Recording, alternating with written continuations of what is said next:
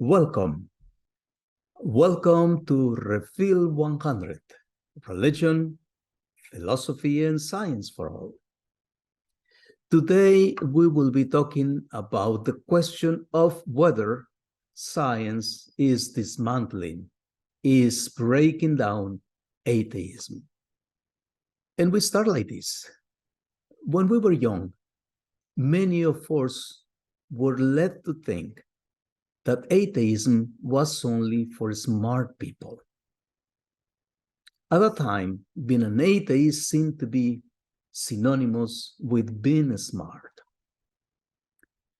It was so because in biology, physics, and chemistry classes, the impression was repeatedly given that religion was a direct relative of ignorance and superstition, while atheism was on the side of verifiable truth, of scientific truth. In this in the case, however, the relationship between science and atheism has changed radically. It has changed to such an extent that best-selling authors like Eric Metaxas are now wondering if atheism is still sustainable, if atheism isn't dead. Today, we will not enter into that discussion directly. Rather, we will consider 2 points connected to atheism. First, we will consider whether science has discovered God. And second, we will consider what happens when scientists take religion seriously. To deal with the first point, we will use an article by Jewish scientist Gerald Schroeder. And for the second, we will use the testimony of an atheist philosopher converted to theism, that is Anthony Flew, and to atheist scientists converted to Christianity, namely Cy Gard and Francis S. Collins. Let us start like this. In 2013, Gerald Schroeder, this famous Jewish scientist who graduated from Massachusetts Institute of Technology, MIT, wrote an article in which he argues that science has discovered God. How? Someone might ask. And Schroeder's answer would be like this. Science has discovered God by studying and unraveling nature with the help of scientific methodologies. In this article, Schroeder also says that this discovery is related to the Big Bang theory, which, as everybody knows, postulates that the universe is not eternal. The universe, according to this theory, began at a certain time. It had a beginning. In this article, Schroeder also narrates that in the 60s of last century, the investigations of scientists Arno Penzias and Robert Wilson confirmed the predictions of the Big Bang theory. That is, that the universe had a beginning around 13.7 billion years ago. And in this context, Schroeder quotes Robert Jastrow, one of the founding fathers of NASA, saying that the beginning of the universe is already a scientifically proven fact.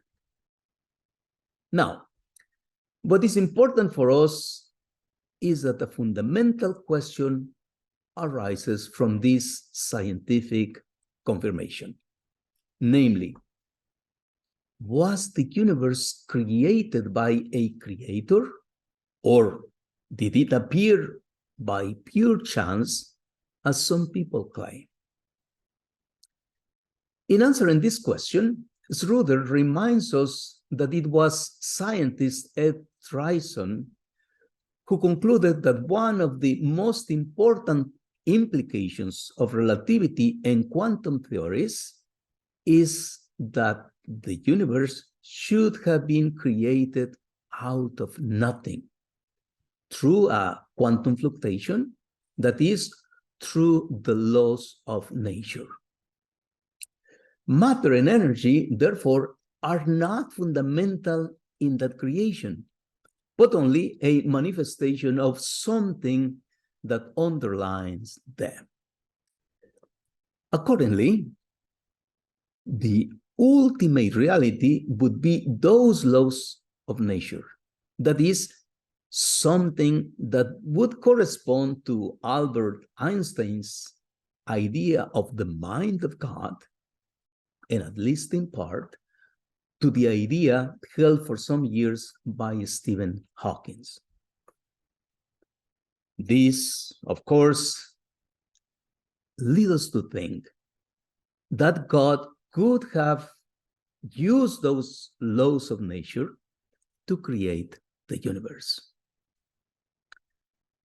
Now, when Schroeder rearranges all these ideas, he arrives at the following: forces that are not physical, but can create the physical, that precede time and are outside of it, and that also precede the universe, created the physical universe from absolutely nothing. And of course, to Schroeder, all this sounds very familiar. He knows that all this is nothing but a description like the biblical description of the creator God of the universe. Therefore, Schroeder can do nothing but conclude that science has discovered God. Now, moving on to the second point, the question that will guide us is this: what happens when the relationship between religion and science is taken seriously? When religious and scientific claims are examined in detail? Well, here's the response. Those who have dared to take on this challenge tell us that their views, their perceptions on religion and science, and their lives themselves have changed radically.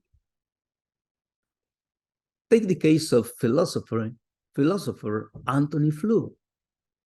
In his book, There Is No God, Flew recounts how he, the most notorious atheist, the best known atheist in the whole world for more than 50 years, when considering in depth the genetic knowledge that we have today, he had to change his philosophical and religious perspectives. And as a result, dared to move from atheism to theism.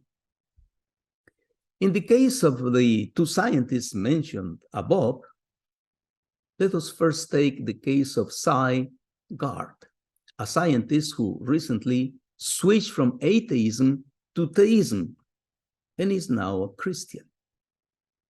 In his book, The Work of His Hands, Gard comes to recognize that scientific knowledge does not have the solutions or answers to the problems and questions that humans have or face at a specific moment in their lives. On the contrary, scientific knowledge and theories are flawed and limited and do not solve our existential problems. For example, scientific knowledge cannot help us understand, control, or explain our emotional reactions when we attend concerts, when we contemplate works of art, or when we see wonderful sunsets or a full moon in all its splendor. And so, perspectives such as these are what have led scientists and philosophers to suspect that the solidity and veracity of their philosophies of knowledge and their anti-religious positions are not as strong as they seem. Finally, let us also take the case of scientist Francis S. Collins, who in his books, The Language of God, presents evidence to believe and talks about his transition from atheism to religious faith, and therefore defends both faith and religion as in science. Considering the above, with a good deal of reason, I think, we can launch the idea that science is indeed dismantling atheism. As an extra point, connected to this, one can also suspect that the idea that parents should not introduce their children to any religious tradition, but give them freedom to choose their own religion or philosophy of life, appears more and more as ineffective and even harmful. Let's see. When I ask my students if they are believers, without thinking, many of them answer that they are atheists or agnostics. However, when I ask them how they came to that conclusion, how they made that decision, they cannot offer any coherent or extensive explanation. They simply say that religion has not been a part in their lives because they've been always told that religion is false, that religion is a waste of time, and that God does not exist. However, after the first few lessons, many of them begin to change their perspectives on both religion and science. And once we have reflected in more detail on the concepts of religion, science, and God, they feel that their perspectives have changed. And they feel relatively prepared to give reasons for the positions that they have on them. Oh, this doesn't mean that they have become religions. It only means that they are now more aware of their lack of arguments to declare themselves either religious or non-believers. By the end of the course, my students enlarged their horizons and realized that indeed religion and science are not as simple matters as uninformed people, believers or not, often make them appear. At this point, they are more careful about expressing their views. And so if, in the meantime, they are asked about their atheism or agnosticism, they often say, I don't really know what I am or what I want to be. I need time to reflect on these matters. Scientist Cy Gard, whose name we have already mentioned, went through a similar experience. As a child, teenager, and young adult, he never heard anything positive about religion or God. His parents were seriously engaged in political activism and were anti-religious. Gard, therefore, only heard about communism, which according to him was like a religion, because although it doesn't have to do with God, it has doctrines, dogmas, moral codes, and is based on faith. His parents didn't impose religious views on him, but neither did they encourage him to explore religious values or any philosophy of life.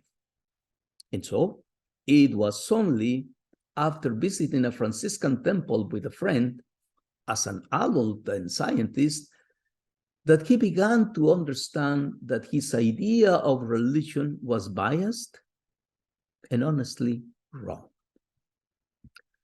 At that moment, he opened himself to the possibility of reflecting on religion in the line of his scientific knowledge and life experiences. And as already said, he ended up moving from atheism to religious belief. It is curious that once Anthony Flew, Francis Collins, and Cy Garth reflected on their scientific and philosophical positions in the light of religion, they all came to similar conclusions. Namely, that what one finds in science does not support the atheistic or anti-religious claims put forward by scientific materialism or new atheism. And so, when they explore religious positions and claims considering their scientific knowledge, Flew, for example, declared that the DNA material demonstrates that an intelligence must have played a role in making the extraordinary diversity of elements work the way they do. For indeed, it is the complex number of elements and the subtlety of the ways they work together what makes things so amazing. In other words, change takes place where it was almost impossible. The origin of life, therefore, may be due to the activity of creative intelligence. And so, this consideration is what finally led Anthony Flew to accept the existence of a God. Collins, for his part, became fully convinced that everything in the universe could be explained based on physical equations and principles. Later, however, he realized that while his knowledge on chemistry, physics, biology, and medicine could help him understand phenomena in the natural world, that knowledge could not help him resolve questions of altruism, morality, and the existence of God. Garth expresses similar views from a time when he tried to understand the process by which proteins are made. This process, according to him, involves biomolecules that interact with each other and become a source of miracles for the scientist who works with them when he realizes or she realizes that his or her science cannot explain how this happens. And so again, it was this limitation of scientific knowledge that made Garth turn to God, to faith.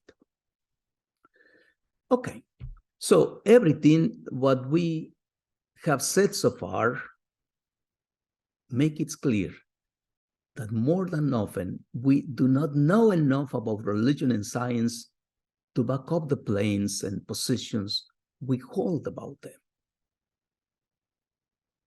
It is also clear that when religion and science are considered seriously, in depth, our views and perspectives on faith and the relationship between religion and science change radically.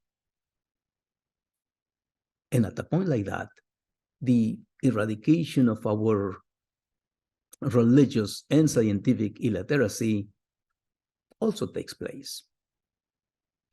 And so, getting back to the initial point, at the end of all these considerations, it all indicates that indeed science is dismantling atheism.